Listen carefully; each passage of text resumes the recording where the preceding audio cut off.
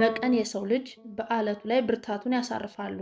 በሌሊት ከሰማይ የወረዱ መላእክት ያንን ድንጋይ እንደ ሰም ያቀልጡታል። ይህ እንዲሁ የተፈጠረ ተረት አይደለም።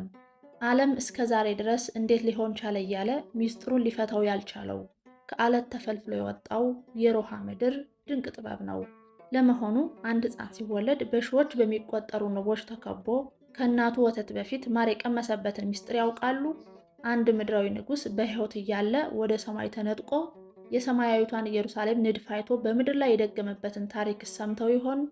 ብዙዎች የላሊበላን ፍልፍል አብያተ ክርስቲያናት ያውቃሉ። ጥቂቶቹ ደግሞ ከህንፃው በስተጀርባ ያለውን መንፈሳዊ ታሪክና የንቦችን ትንቢት ያውቃሉ። ዛሬ የታሪክን መጋረጃ ገልጠን ወደ ጥንታዊቷ የዛጉዌ ሥርወ መንግስት እንወስዳችኋለን። እንኳን ወደ ቻናላችን በሰላም መጣችሁ። ዛሬ በዓለም አቀፍ ደረጃ በዩኒስኮ የተመዘገቡትን የኢትዮጵያ ብቻ ሳይሆን የዓለም ድንቅ ቅርስ ስለሆኑት የቅዱስ ላሊበላ ውቅር አብያተ ክርስቲያናት እና ስለ ጻድቁ ንጉሥ ላሊበላ አስገራሚ የህይወት ምዕራፍ እንቃኛለን። በዚህ ዝግጅታችን ንጉሱ ላሊበላ የተባለበትና ትርጉሙ ማሪብላ የሆነበትን ሚስጥራዊ ውልደትና በ23 ዓመታት ውስጥ መላእክትና የሰው ልጆች እጅና ጓንት ሆነው የፈለፈሏቸውን 11 አብያተ ክርስቲያናት ድንቅ አሰራር እንመለከታለን። ቪዲዮውን ከመጀመራችን በፊት ይህ የታሪክና የበረከት ጉዞ ለሌሎች እንዲደርስ ላይክ ማድረጋችሁን አትርሱ። ለቻናላችን አዲስ ከሆናችሁ ደግሞ ሰብስክራይብ በማድረግ የደወል ምልክቷን ይጫኑ። አሁን ቀጥታ ወደ ታሪኩ። ታሪካችን የሚጀምረው ከ1000 ዓመታት በፊት በ1101 ዓመተ ምህረት ታኅሳስ 29 ቀን ነው። ይህ ቀን ተራ ቀን አይደለም። የዓለም መድኃኒት ኢየሱስ ክርስቶስ በቤተልሔም የተወለደበት የልደት ዕለት ነው። በዚህ ዕለት በላስታ አውራጃ ቡግና ጉርጉር ደብረ ሮሃ ከተባለችው ታሪካዊ ስፍራ ከአባቱ ከዛንስዩምና ከእናቱ ከኪዮሬርና አንድ ሕፃን ተወለደ። የዚህ ሕፃን መወለድ ግን ምድርን ያነጋገረ ነበር። ሕፃኑ ተወልዶ መሬት ላይ በተቀመጠ ጊዜ ማንም ሳይጠብቀው በድንገት እጅግ በጣም ብዙ የሆኑ ንቦች ከበቡት። ንቦቹ ሕፃኑን ሳይጎዱት ልክ እንደ ታማኝ ወታደር እየጠበቁት በከንፈሩ ዙሪያ ያርፉ ነበር። እናቱ ኪዮሬርና ይህንን አስገራሚና ድንቅ ታምር በተመለከተች ጊዜ በድንጋጤና በግርማዊ ደስታ ተሞልታ እንዲህ አለች። ከእናቱ ወተት በፊት ማር አቀመሱት። ይህ ምን አይነት ታምር ነው አለች። በዚህ ምክንያት እናቱ የሕፃኑ ስም ላሊበላ ስትል ሰየመችው። ላሊበላ ማለት በአገውኛ ቋንቋ ማሪብላ ማለት ነው። ይህ ስም እንዲሁ የመጣ ድንገተኛ ስም አልነበረም። ሕፃኑ ወደፊት ታላቅና ጣፋጭ ታሪክን የሚሰራ የእግዚአብሔር አገልጋይ እንደሚሆን የተገለጠ ትንቢታዊ ምልክት ነው። የቀድሞ ስሟ ሮሃ የተባለችው ከተማም የቅዱስ ላሊበላን የሕይወት ምዕራፍ ሀብል አስጀመረች።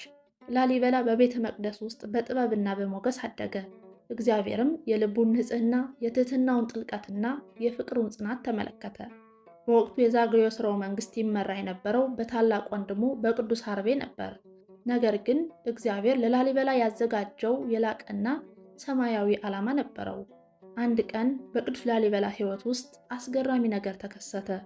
የእግዚአብሔር መላእክት መጣና ቅዱስ ላሊበላን በሕይወት እያለ ወደ ሰማያት ነጠቀው። 7ቱን ሰማያትን አሳየው። በዚህ በሰማያዊቷ ኢየሩሳሌም ያሉትን ድንቅ ሕንፃዎችና አብያተ ክርስቲያናትን ተመለከተ። ፈጣሪም በሰማይ ያየውን መለኮታዊ አምሳልና ንድፍ በምድር በሮሃ መሬት ላይ እንዲያንጽ ጥበቡን ገለጠለት።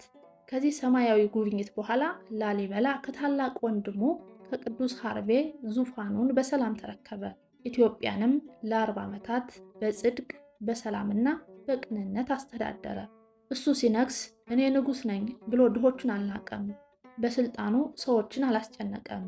ይልቁንም ፈጣሪ እንደተናገረው የእሱ የስልጣን ዘመን ሰላም የሰፈነበትና ሀብት የሞላበት ሆነ።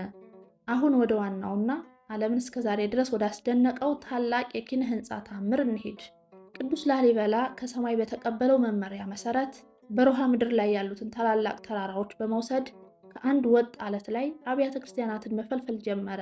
ይህ ሥራ ምድራውያን ሰዎች ብቻቸውን የሰሩት አልነበረም። የታሪክ አባቶችና ገድለ ላሊበላ እንደሚናገሩት በቀን ሥጋ የለበሱ ሰዎች ሲሰሩ፣ በሌሊት ደግሞ ቅዱሳን መላእክት በስውር እየተራዱ ድንቁን ሥራ ያፋጥኑት ነበር። እነዚህን 11 አብያተ ክርስቲያናት ሙሉ በሙሉ ከአለት ፈልፍሎ ለመጨረስ 23 ዓመታት ፈጅቶበታል። እስቲ እነዚህን 11 ድንቅ አብያተ ክርስቲያናት በዝርዝር እንያቸው። አንደኛ ቤተ ማርያም። ይህ የቅዱስ ላሊበላ የመጀመሪያው ስራ ነው። ለማመን በሚከብድ ሁኔታ የውስጥ ግድግዳዎቹ በድንቅ ቀለማትና ስዕሎች የተዋቡበት ልዩ ቤተ ክርስቲያን ነው። በታኅሳስ 29 ቀን የልደት በዓል እጅግ በድምቀት የሚከበረው በዚህ ቤተ ክርስቲያን ነው። ሁለተኛ፣ ቤተ መድኃኔዓለም በስፋትና በመጠን ከሁሉም የሚበልጠው ግዙፍ ሕንፃ ነው። አፍሮ አይገባ የተባለው ድውያንን የሚፈውሰውና እጅግ ታምረኛ የሆነው የንጉሡ የላሊበላ ወርቅ መስቀል የሚገኘው በዚህ ስፍራ ነው። ሶስተኛ፣ ቤተ ጊዮርጊስ በመስቀል ቅርጽ የታነጸ ረቂቅና ፍጹም የሆነ የኪነ ህንፃ ጥበብ የሚታይበት ድንቅ ህንፃ ነው። ዓለምን እጅግ የሚያስደምመው ይህ የህንፃ ጥበብ ነው። የመጨረሻው ስራም ነበር። አራተኛ፣ ቤተ ደናግል ለሰማዕታት ደናግል መታሰቢያነት የተሰራ ጥበብ የተሞላበት ክፍል ነው። አምስተኛ፣ ቤተ መስቀል በግድግዳዎቹ ላይ በርካታ የመስቀል ቅርጾች የተቀረጸበት ልዩ ስፍራ ነው። ስድስተኛና ሰባተኛ፣ ቤተ ደብረ ሲናና ቤተ ጎለጎታ። እነዚህ አብያተ ክርስቲያናት ተያይዘው የተሰሩ መንታ ህንፃዎች ናቸው። ቤተ ደብረ ሲና ቤተ ሚካኤል ይባላል። ምክንያቱም የቀድሞው ጥንታዊ ሰፈር ላይ የነበረው የሚካኤል ቤተ ክርስቲያን ሲፈርስ ታቦቱ ወደዚህ ስለተደባለቀ ነው። የቅዱስ ላሊበላ መካነ መቃብር የሚገኘው በዚሁ በደብረ ሲና ወጎልጎታ ውስጥ ነው። እዚህ ላይ አንድ ትልቅ የታሪክ አስተያየት አለ። አንዳንዶች እነዚህ ህንፃዎች ተያያዥ ስለሆኑ የላሊበላ አብያተ ክርስቲያናት ቁጥር 10 ነው ይላሉ። ነገር ግን እንደ 11 እንዲቆጠር ያደረገው ትልቅ ሚስጥር አለ። ደብረ ሲና ላይ ሴቶች መግባት ሲችሉ፣ የቅዱስ ላሊበላ መቃብር የሚገኝበት ጎለጎታ ላይ ግን ሴቶች መግባት ፍጹም አይፈቀድላቸውም። በዚህም እንደ ሁለት ቤተ ክርስቲያን ይቆጠራል። ስምንተኛ፣ ቤተ አማኑኤል የነገስታት ቤተ መቅደስ የሚመስል ውስጣዊ ቅርጹ እጅግ ያማረና በጥበብ የተዋቀረ ነው። ዘጠነኛ፣ ቤተ አባ ሊባኖስ ጣራው ከአለቱ ጋር የተያያዘ አራቱ ግድግዳዎቹ ሙሉ በሙሉ ከመሬት የተፈለፈሉበት ድንቅና ረቂቅ ጥበብ የታየበት ነው። የመስቀል ክብረ ታቦትም እዚህ ይገኛል። አስረኛ፣ ቤተ መርቆሪዎስ ጥንታዊ ምስጢራትና ረጃጅም መተላለፊያ ዋሻዎችን የያዘ ልዩ ስፍራ ነው።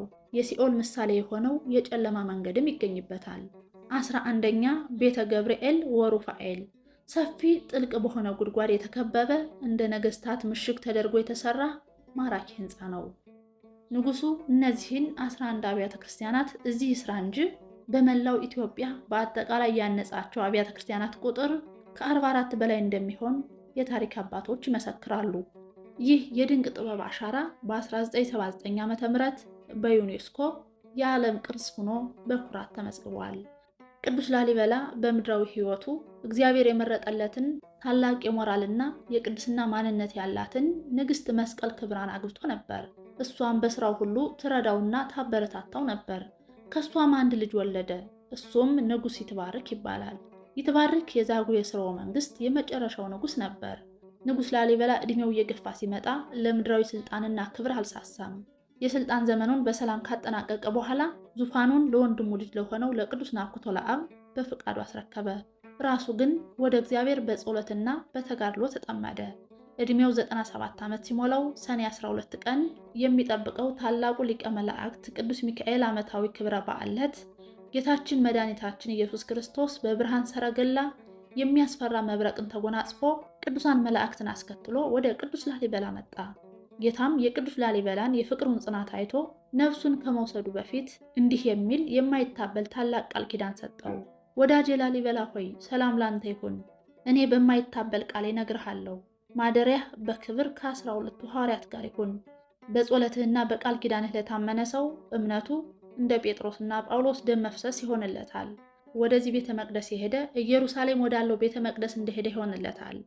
መቃብርህንም የተሳለመ የሥጋዬን መቃብር እንደተሳለመ ይሆንለታል። ጌታም ቀጠለ፣ በየወሩ የተራቡትን ያበላ የተጠሙትን ያጠጣ መታሰቢያህን ለሚያደርግ እኔ የተሰወረ መና መግበዋለሁ፣ የሕይወትንም ጽዋ ጠጣዋለሁ። በመታሰቢያ ቀን ዕጣን ወይም ስንዴ የሚያገባውን እኔ በኢየሩሳሌም ሰማያዊት በውስጠኛው መጋረጃ አስቀምጬ ከተቆረሰው ሥጋ ያቆርበዋለሁ። አማላጅነትን እየታመነ የገድልህን መጽሐፍ የጻፈውን ያንተ ስም በተጻፈበት ቦታ እኔ ስሙን እጽፋለሁ። በፍጹም ልቡ ለሚያምንህ ይህን የማይታበል ቃል የተናገርኩት የሕያው እግዚአብሔር ልጅ እኔ ኢየሱስ ነኝ አለው። ቅዱስ ላሊበላም ይህንን ታላቅ ቃል ኪዳን ሰምቶ የጌታን እግር ስሞ አመሰገነ። ሰኔ 12 ቀን በ97 ዓመቱ ቅድስት ነፍሱ ከሥጋው ተለይታ ለቅዱሳን መላእክት ታጅባ ወደ ዘላለም ማረፊያው ገባች። ስለተከታተላችሁን እጅግ አድርገን እናመሰግናለን። ቪዲዮውን ከወደዳችሁት ላይክ አድርጉ፣ ለወዳጆቻችሁም ሸር ማድረጋችሁን አትርሱ። ለቻናላችን አዲስ ከሆናችሁ ደግሞ ሰብስክራይብ እያደረጋችሁ ቤተሰብ ሁኑ። በቀጣይ በሌላ ድንቅ ታሪክ እስከምንገናኝ ሰላም እግዚአብሔር ከሁላችን ጋር ይሁን። ሰላም ሁኑ።